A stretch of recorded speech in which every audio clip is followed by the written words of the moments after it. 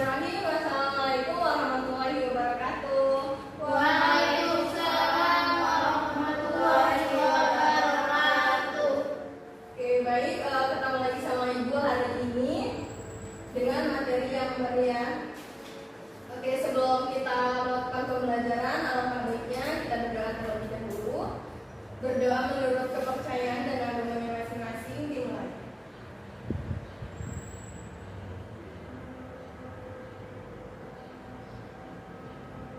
Berdoa selesai. Oke, sebelum kita belajar Ibu absen dulu ya. Jadi tadinya hadir Bu Rizka Yudhani, hadir Bu Dela Sabila, hadir Bu Sari Sabitri, Saya Bu. Anara Sumati, Pak masuk Bu. Kenapa? Sakit? Sakit. Semoga kita semua senantiasa sehat ya. Amin. Oke, langsung saja kita sebelum masuk ke materi, Ibu bakal menyampaikan tadi yang akan kita capai, yaitu kita mampu untuk mendeskripsikan pengertian pembangunan ekonomi itu apa, tujuannya apa, faktor-faktor yang mempengaruhinya apa, kemudian ada dampak positif serta dampak negatif dari pembangunan ekonomi tersebut. Oke, yang pertama ada pembangunan ekonomi.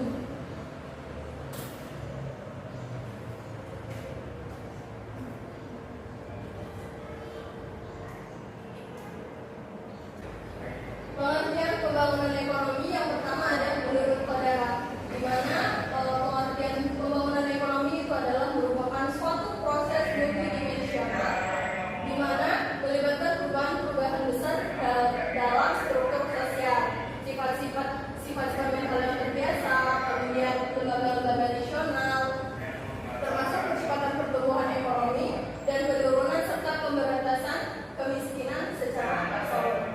Yang kedua itu ada dari Profesor Dr. Sumitro Jojo Hadikusumo, di mana pembangunan ekonomi itu merupakan suatu proses, suatu usaha memperbesar pendapatan per kapita dan menaikkan produktivitas per kapita dengan cara menambah modal dan keahlian. Jadi secara garis besar boleh dicatat ya. Jadi secara garis besar proses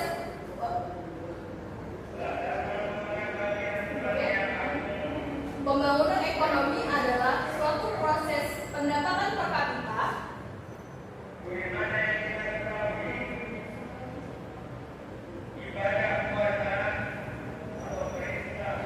yang terjadi secara terus-menerus dalam satu tahun tertentu. Oke, jadi itu secara garis besarnya. Jadi ketika nanti ditanya pembangunan ekonomi itu apa sih? Jadi kita sudah bisa menjawab pembangunan ekonomi itu apa.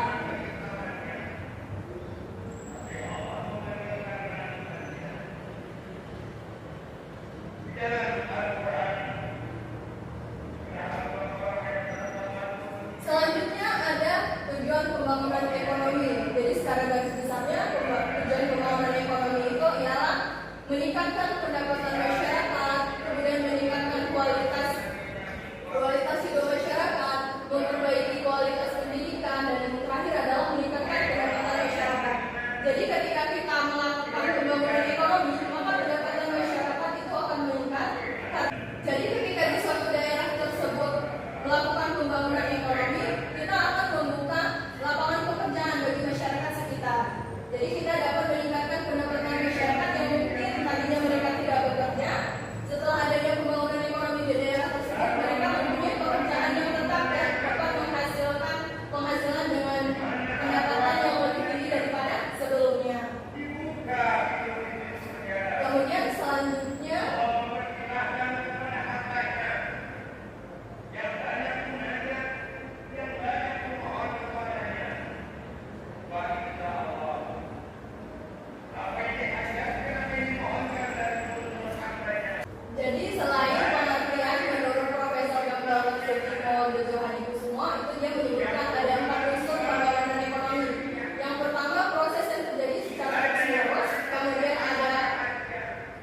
naiknya BNP per kapita, timbulnya perubahan sosial, dan yang terakhir berlangsung dalam jangka waktu yang panjang. Jadi itu adalah 4 poin unsur pertumbuhan ekonomi. Selanjutnya ada faktor-faktor yang mempengaruhi pembangunan ekonomi. Yang pertama ada SDA. Nah, SDA ini adalah segala sesuatu yang bersumber dari alam.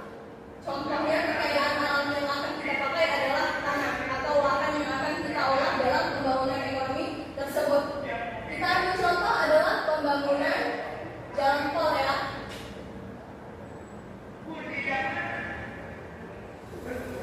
Ketika kita mempunyai rencana pembangunan ekonomi, pembangunan jalan tol, maka kita membutuhkan lahan yang luas.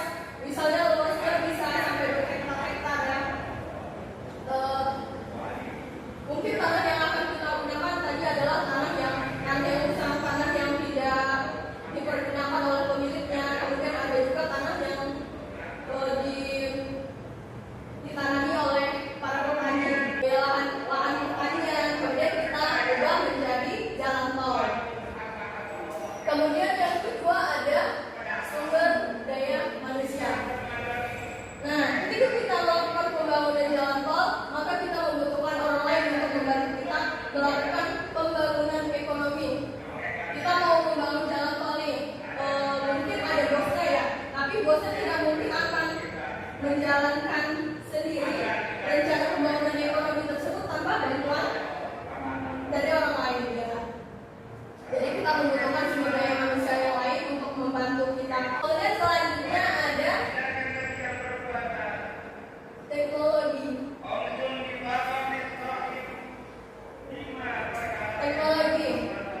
Kita akan melakukan pembangunan jalan tol dengan luas lahan yang sangat luas ya. Nah, kenapa kita membutuhkan teknologi dalam pembangunan jalan tol ini? Apakah mungkin kita akan melakukan pengukuran secara manual dari beberapa lahan ini secara manual? Tidak mungkin, Bu. Nggak mungkin ya. Nah, kemudian kita juga mungkin ya kita bakal merancang langsung di tempatnya bahwa jalan ini beloknya harus ke kanan atau jalan ini beloknya harus ke kiri. Maka dari itu kita membutuhkan teknologi untuk apa? Untuk membantu pekerjaan pembangunan ekonomi ini tadi.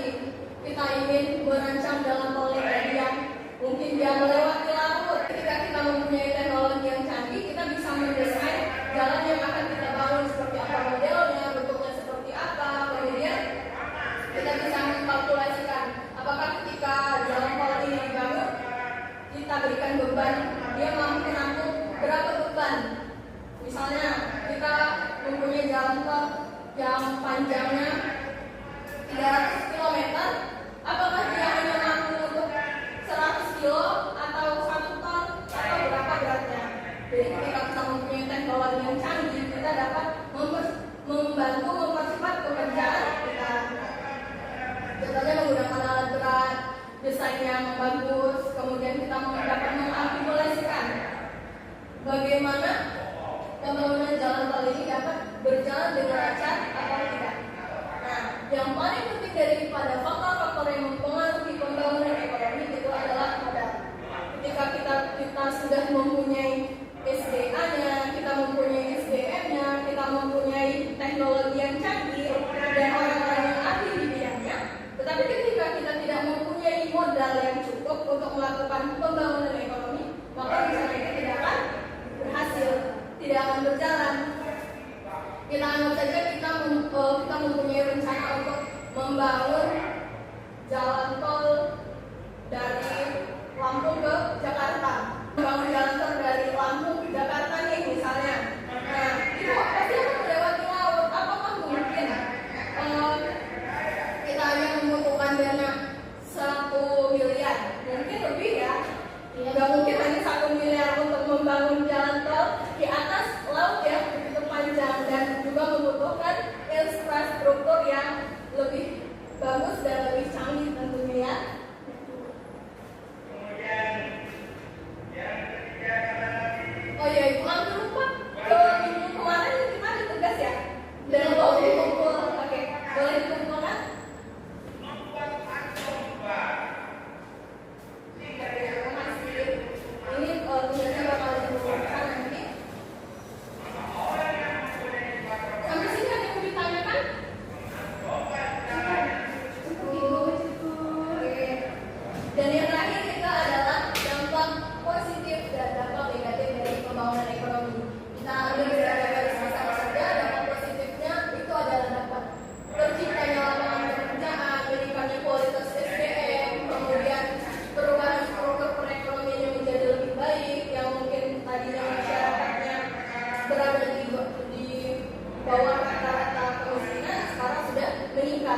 dalam pendapatannya. Kemudian memperbaiki tingkat pendapatan nasional, karena kita melakukan pembangunan ekonomi tadi dapat meningkatkan pendapatan nasional. Dan yang terakhir adalah dampak negatif pembangunan ekonomi. Dampak negatif pembangunan ekonomi ini tadi, kita membeli tanah yang tadinya diisi oleh lahan pertanian, perkebunan, ataupun lahan-lahan yang digunakan oleh para penduduk lainnya untuk sesuatu yang bermanfaat bagi mereka. Setelah kita ambil alih menjadi pembangunan ekonomi yang akan kita laksanakan, maka kita akan menimbulkan kerusakan alam yang tadinya mungkin lahan pertaniannya sangat hijau, tanahnya sangat subur. Kemudian kita ubah menjadi jalan tol, tanahnya akan tandus, kemudian banyak debu dan segala macam, sehingga dapat merusak habitat alam baik hewani maupun ya. Ada yang ingin ditanyakan? Cukup? Oke, cukup. Oke, jadi sebelum Ibu tutup, Ibu mau tahu nih,